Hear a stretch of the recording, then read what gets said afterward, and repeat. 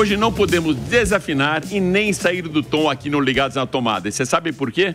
Porque está aqui comigo a jornalista Lúcia Camargo para falar também de Maca, de Paul McCartney. Tudo bem, Lúcia? Tudo bem, Alex. Tudo ótimo. Seja muito bem-vinda aqui. A Lúcia, ela Prazer. ficou à frente do Jornal do Carro do Estadão durante 8 anos. Até pouco tempo atrás era a primeira e única mulher a capitanear um dos maiores jornais de automóvel do país. E agora está na Via Digital e já vai contar para a gente também uma grande novidade aí, que ela e um grupinho de amigos jornalistas estão trazendo para o setor. Mas, Lúcia, enquanto você estava na maquiagem, eu perguntei para você e eu já me impressionei. 35 shows de Paul McCartney, é isso mesmo? Pode parecer muito. Para mim, não é tanto. Conheço gente que já foi muito mais. E você comentava comigo que, embora tenha tido uns carros icônicos, né? O Maca não curtia muito automóvel, é isso mesmo? Não, ele eu acho assim, que hoje ele já não curte, lógico, hoje ele tá mais com idade e tudo. Com quantos anos ele tá? Hoje ele tem 83. Então, eu acho que já teve um tempo na época dos Beatles que, lógico, o sucesso, a fortuna que eles ganhavam chamava atenção, todo mundo queria ter carro. Talvez influenciado pelo George, que sempre foi muito da área automotiva, gostava de automobilismo. Ele é super amigo do Emerson, né? Então, o George sempre foi o cara que teve os carros esportivos. Mas eles, por exemplo, teve uma época que eles foram patrocinados pela Mini. Cada Beatle ganhou um Mini Cooper, né? Um Mini Cooper. O Paul sempre foi muito... Os Beatles foram patrocinados pela Mini? Pela Mini, eles ganharam o carro. Cada um ganhou um modelo, né? O John Lennon tinha aquele famoso Rolls Royce... Que era um cor-de-rosa? Ou não, psicodélico? Depois, um psicodélico, depois ele pintou. Todo colorido. Que depois ele pintou, tal. O Paul, ele foi assim, na época dos Beatles, no começo da carreira, ele chegou até, teve uma coisa interessante, que ele perdeu a carteira, né? Ele tinha um carro, assim, de 50 e poucos cavalos, ele... de tanto tomar multa por excesso de velocidade, ele perdeu a carteira por um tempo. Ele sempre gostou muito de Aston Martin, um mau gosto, né? Então, aqueles Aston Martins, ele sempre tinha lá o DB, não sei o quê.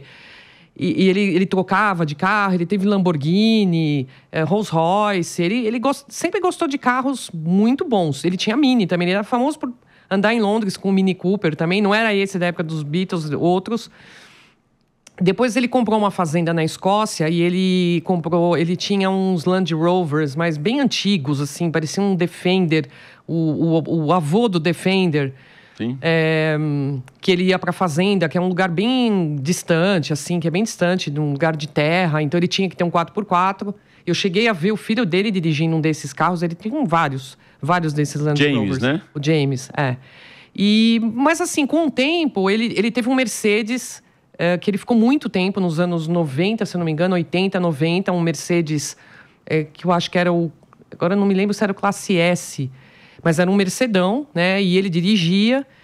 E com o tempo eu acho que ele foi perdendo interesse por carro, né? Até por uma questão de segurança, né? Então ele prefere andar com motorista e, enfim...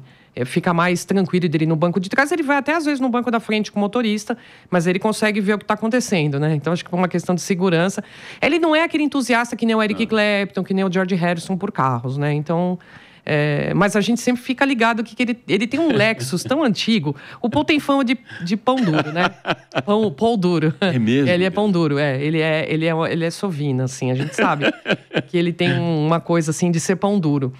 E ele, acho que de uns tempos pra cá, ele meio que desencanou. Ele tem, por exemplo, nos Hamptons, que ele tem casa nos Hamptons, lá nas casas de veraneio, lá dos famosos de Nova York, ele tem um Bronco, se eu não me engano, é 89. Nossa, olha assim, só, tudo carro velho, sabe? Ele tem um Lexus também, que é anos 90, que ele ganhou da Lexus, esse carro, que era um híbrido, né? É um híbrido, até hoje. Quando ele tá na Inglaterra, ele tá de Lexus. Então, assim, em Nova York, que eu saiba, ele não tem um carro, assim, que ele dirige. Ele anda a pé em Nova York.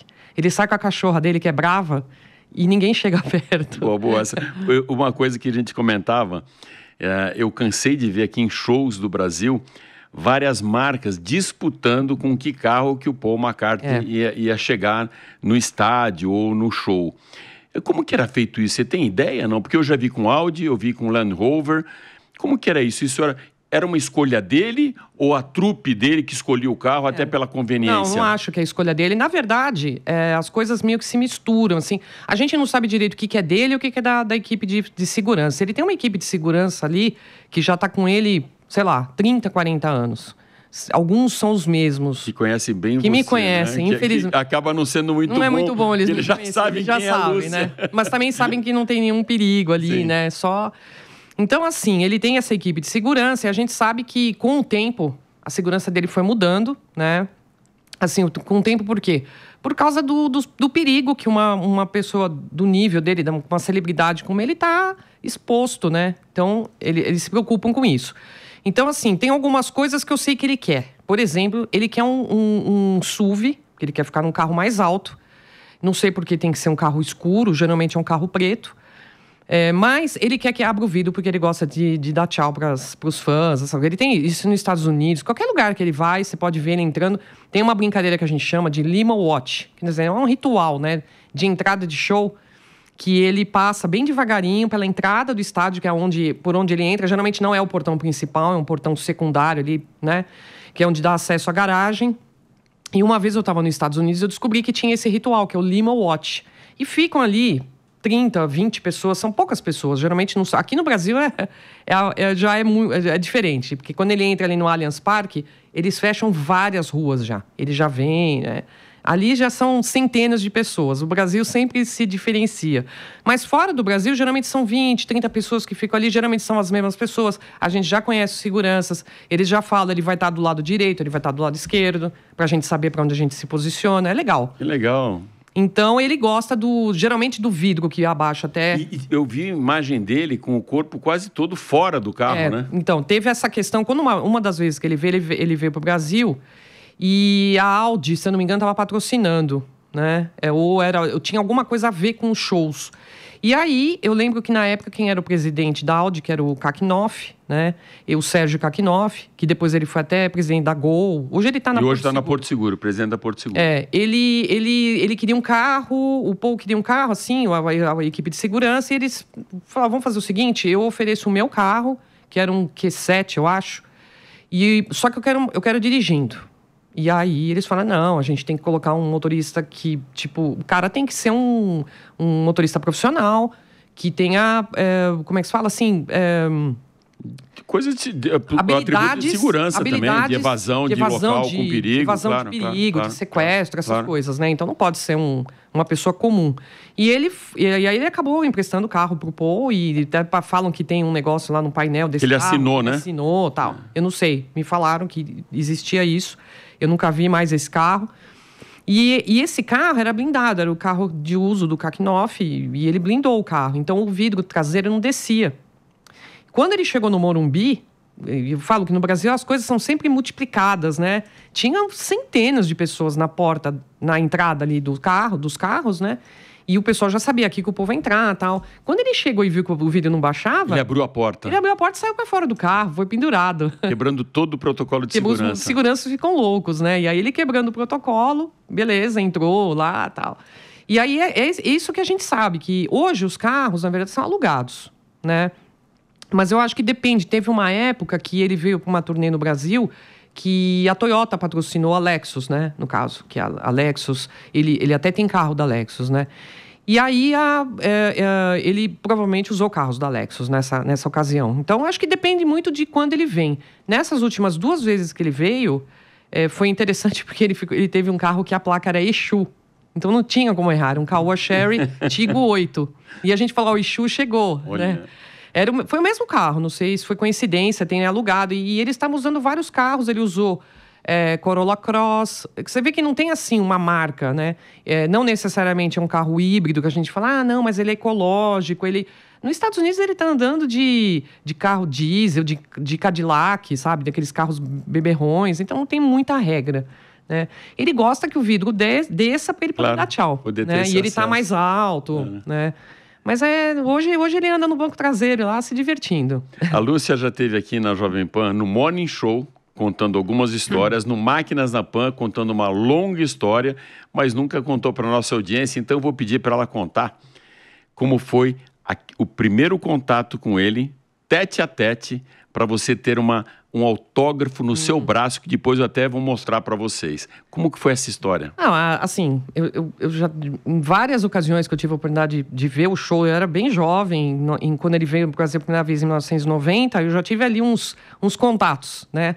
Olhares imediatos, eu fiquei na primeira fila do show e conheci a esposa dele, na época linda, né? Ele tinha ido velejar e passar o som no estádio, e aí eu fiquei esperando ele chegar no hotel, aí eu consegui encontrar a esposa dele na época, né? Você conheceu a Linda Eastman? Linda, super simpática, eu não suportava ela, eu recortava ela de todas as fotos. Eu não suportava a Linda. Chamava ela de Grude, porque ela tava sempre com o Paul, né? Eu era adolescente, né? Então eu pegava as fotos que os dois estavam juntos, eu fazia questão de tirar ela, tadinha. Quando eu conheci a Linda, eu falei, mas ela é tão gente boa. Ela é tão boazinha. E eu falei, ó, o meu jeito de chegar no povo vai ser pela Linda. Vai ser o meu contato. Porque é muito difícil chegar nele, né? Ele, pra mim, é um dos artistas, assim, mais blindados que tem. Se você for pensar, eu acho que, assim, Elton John é um cara difícil, o Mick Jagger é um cara difícil. Mas eu acho que o Paul é um dos caras mais difíceis você chegar, assim, sabe? Porque ele é muito blindado, é muito. Mas aí, quando eu conheci ele, né? Assim, tive ali, esperei ele chegar no hotel. Aquela coisa meio rápida. Depois, em outras ocasiões, se eu for lembrar, encontrei com ele em Londres, também numa apresentação, ele saindo. Eu sempre tenho essas coisas de sair, de ver por onde que ele vai entrar, por onde ele vai sair. Eu sempre tive essa curiosidade, meio jornalístico, né? Enfim, e aí, quando foi... E tinha os ensaios, que você comprava esse pacote dos ensaios, né?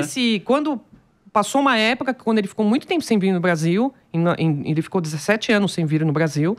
Quando ele veio, ele retornou, que foi em 2010, eu descobri que tinha um ingresso, que nunca tinha tido no Brasil, que chamava Hot Sound. Que é um ingresso que você compra, é bem mais caro, né? Mas você compra esse ingresso e tem direito a assistir um ensaio do show, né? Você entra antes no estádio e você consegue ver ele fazendo um ensaio. Gente, mas isso é um show a mais. Passando o som. Passando o som. Mas é um show a mais, vale muito a pena. Outra coisa que é legal... Você garante que eles vão liberar a sua entrada no estádio, na pista premium, antes dos outros, que estão na fila. Então, a gente consegue grade. E lota, esse ensaio lota também, do mesmo jeito? Depois que eu conheci ele, então, piorou. Porque teve uma época que ele chamava alguns fãs durante esse ensaio. Aí começou a lotar. Os ensaios sempre foram assim... 80 pessoas, era mais ou menos um número ali, 50, porque sempre foi muito caro, não era muito divulgado, não sei porquê, né? Eu descobri que tinha, porque eu tinha uma amiga americana, tenho uma amiga americana, e ela falou, tenta comprar o Hot Sound, pelo menos para você conhecer. Só que nos Estados Unidos, você compra o Hot Sound, tem cadeira marcada. Então, você senta, você tem aquela cadeira, você fica ali. No Brasil, é aquela correria de você ficar de pé, de você ficar na grade, é muito cansativo, né? Então, assim, já não sou mais criança para ficar naquele sufoco, né? A gente chama do massacre ali. Mas eu falei, bom, pelo menos o Hot Sound me garante uma grade, então é legal e assiste o ensaio, né? A passagem de som. Só que você não pode gravar, você não pode filmar, você não pode nada. É super rigoroso, não pode tirar foto, você fica longe, você fica no meio do estádio, onde fica a produção, né? Ali, a mesa de som, você tem que ficar ali. Aquela então, torre. Você vê de longe, por quê? Porque ele não está maquiado, enfim,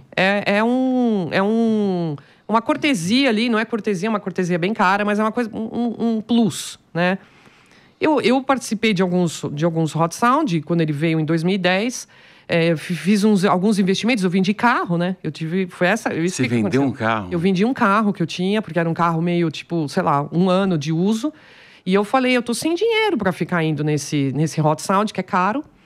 Eu falei, eu tinha outras coisas para fazer também, eu estava reformando uma casa, eu falei, então eu vou vender o carro, vou comprar outro, mais velho, e com esse dinheiro eu vou fazer o telhado e vou comprar os ingressos pro show, né? Com meu marido, inclusive, né? Ele sempre foi, graças a ele também, me ajudou muito nesse encontro, porque eu como fã, né, fico nervosa, fico achando que não vai dar certo. Ele, não, vamos lá, vamos conversar com segurança, vai dar certo, não sei o que lá. Quando a gente foi para Porto Alegre, eu levei um cartaz, eu estava na primeira fila, e ele leu.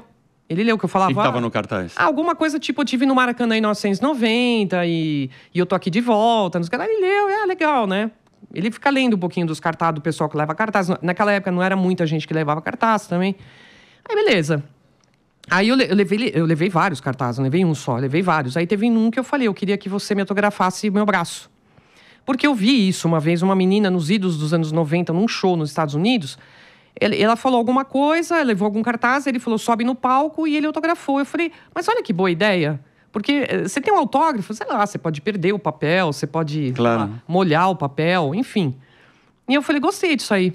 Legal. Autógrafo para depois tatuar e deixar para sempre. Você fica com a tatuagem, né?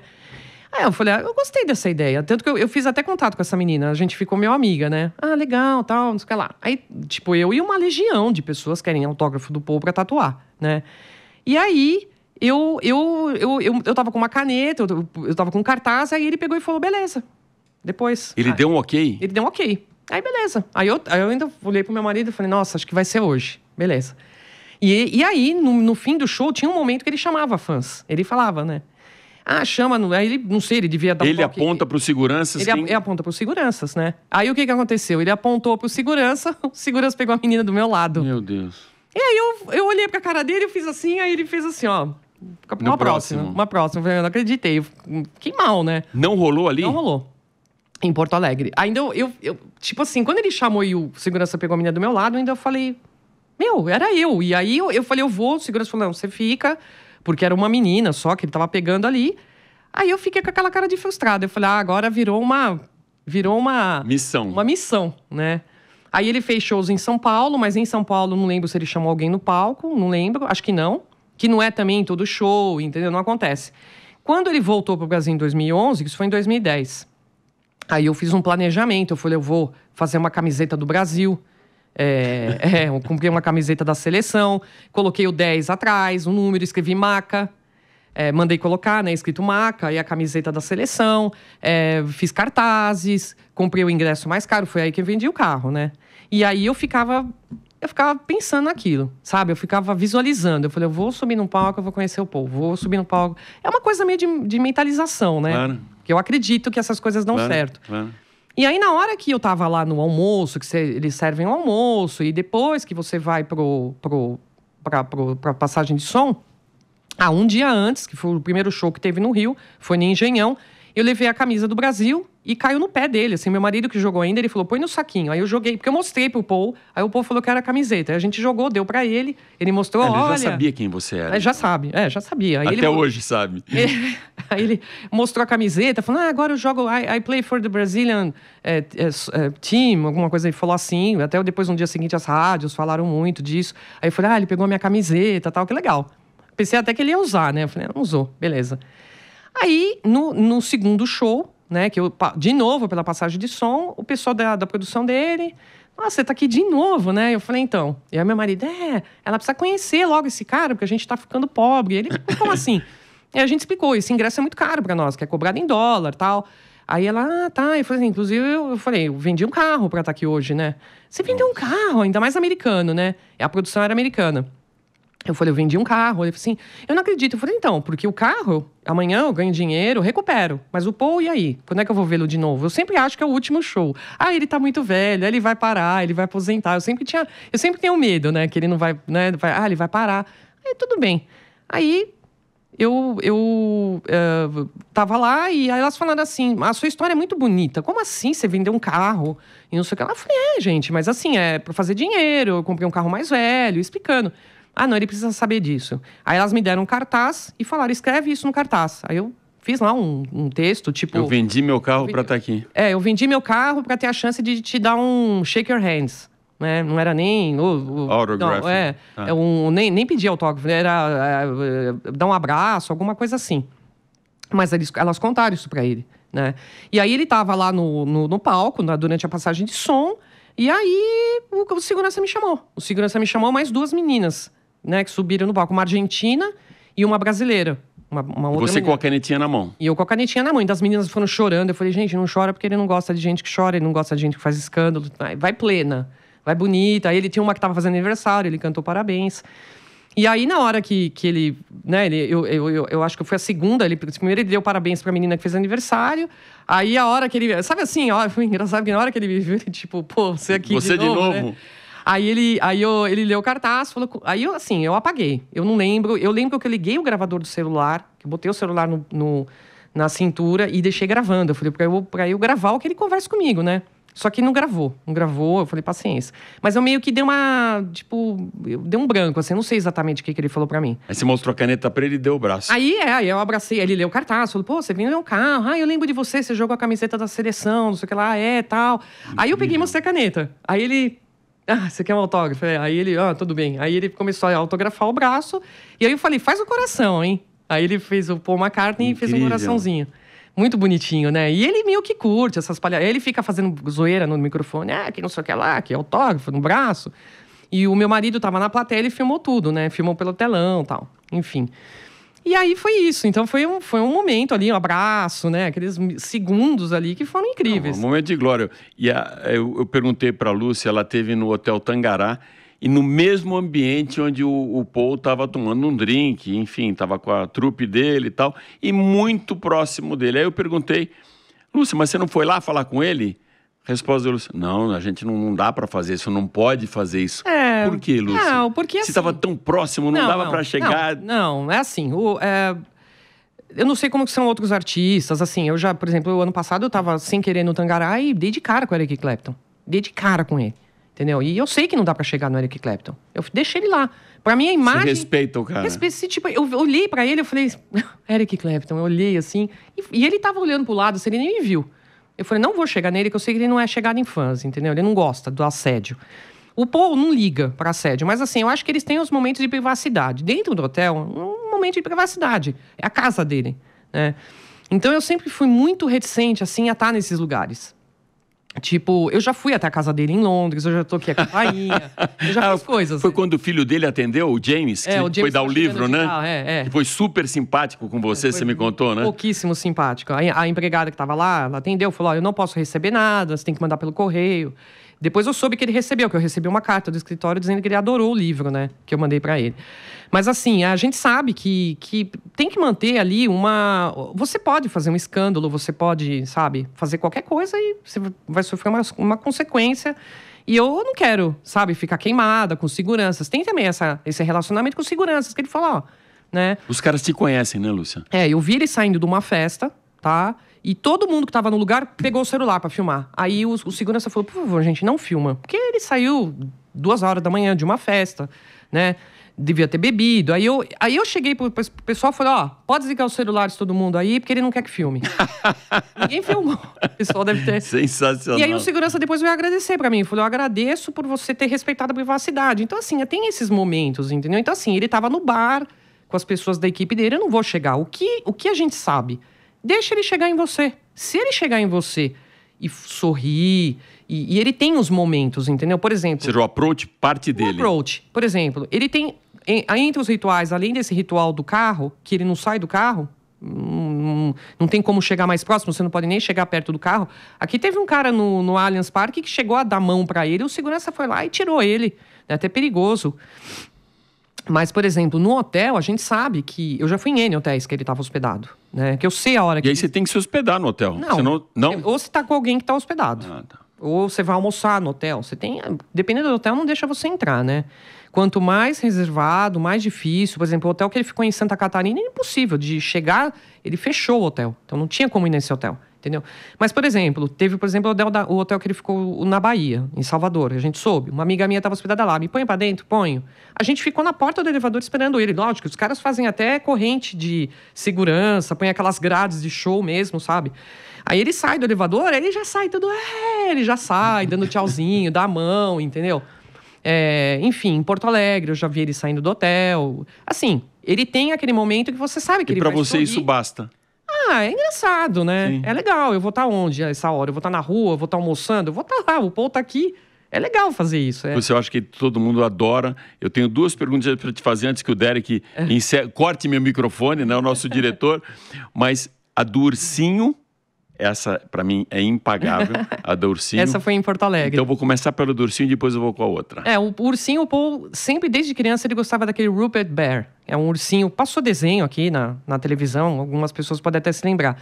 E ele fez uma música do Rupert também, enfim. E é uma coisa que quem é fã mais antigo, tudo lembra, né? E eu, como uma das vezes que eu fui para Londres, eu comprei um Rupert desse tamanho. Eu tenho ele comigo, né? Só que a minha filha gostava do Rupert, né? Porque ele é bonitinho, ele tem um cachecol. E eu lembro que eu tava fazendo a mala, a minha filha era pequena, e ela falou assim, mamãe, por que você tá levando o Rupert? Você tá levando o urso? Tá levando o meu ursinho. Meu urso. Quer dizer, ela nem ficava com o urso, mas ela sabia que assim, é teu, junto com os brinquedos. Ela amava pelúcia, essas coisas. Eu falei, porque eu vou... Ela chamava ele de tio Paul. Você vai assistir o tio Paul? Você vai dar pro tio Paul esse urso? Eu falei, se ele pedir, eu dou.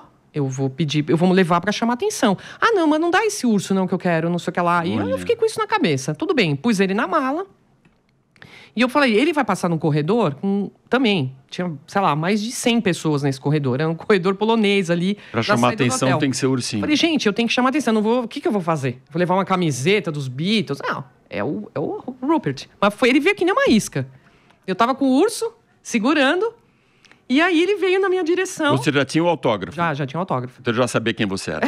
Aí ele veio na minha direção. E ele puxou o urso, falou, é pra mim? Eu falei, não. Aí ele largou assim, com raiva.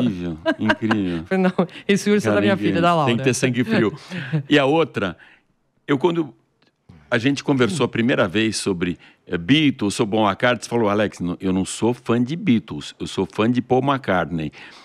Você não curte aquela época de Reis do Ye, de 1963, 64? Você só começou a acompanhar a partir de Wings? Eu comecei a gostar do Wings, né? Por influência de um irmão. Só quando eles se separaram? A minha coleção começou com Wings. Né? Eu comecei a comprar coisas do Wings, depois eu fui comprando em carreira solo, que foi mais ou menos em 82, 83, que eu comecei a comprar, em sebo, comprava os discos. Só que não é impossível você não conhecer os Beatles, né? Aí com o tempo, mas é engraçado que os meus Beatles começaram de trás pra frente. Então eu comecei 70, 69, 68.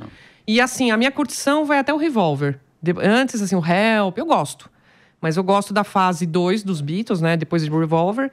E depois assim, é lógico, não tem como não se apaixonar com Abbey Road, com Álbum Branco, né? Sgt. Peppers, tudo é genial, né? É muito. Mas eu comecei gostando dele mesmo. Lúcia, a gente já está encerrando o programa, passa muito rápido, história boa, passa muito rápido, mas eu queria que, normalmente eu peço para a pessoa dar o serviço, ao invés de pedir para você dar o serviço, eu quero que você dê a novidade. Sim. Como jornalista automotivo há mais de 30 anos, eu me uni a mais outros 5 jornalistas. A gente está fundando um canal chamado Inteligência Automotiva. O símbolo é uma corujinha. É fácil de achar lá no YouTube. A gente está começando a fazer umas lives para voltar um pouco daquela coisa do debate raiz, né? Do jornalismo automotivo, da gente poder falar de coisas que geralmente a gente não... Ou nos nossos canais a gente não fala. Debater. Debates inteligentes, independentes, sinceros sobre temas que muitas vezes as jornalistas têm medo de colocar esses dedos, né, o dedo na ferida de algumas coisas. E a gente está começando, então, essas lives. Começa essa semana. Né, Quem são esses caras? É o Joel Leite, o Sérgio Quintanilha, o Jorge Guimarães, o Freire Neto, que é um jornalista morando em Portugal, que vai dar um pouco dessa visão europeia para nós. E o Marcos Rosen e eu, Lúcia Camargo. Somos em 6. Que legal. Inteligência Automotiva. Vou estar acompanhando e vou depois trazer um por um aqui. Vamos. Vai ser uma bagunça. Para eles fazerem um pouquinho de fofoca do que está rolando nos bastidores lá da Inteligência Automotiva. Lúcia, super obrigado por estar com a gente aqui. Por trazer essas histórias. Eu sou fã de Paul McCartney. E, aliás, eu sou fã de todos, né? Sou fã de todos. Mas a minha história com música começou com Beatles. Eu tinha 7 anos de idade. Então, é uma memória afetiva muito boa falar de Paul McCartney. Legal. Bom, valeu, bacana, Lúcia. Obrigado mesmo. Até a próxima. Valeu.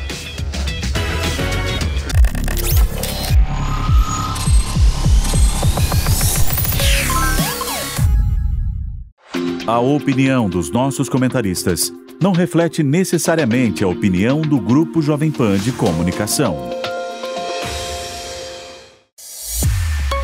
Realização Jovem Pan.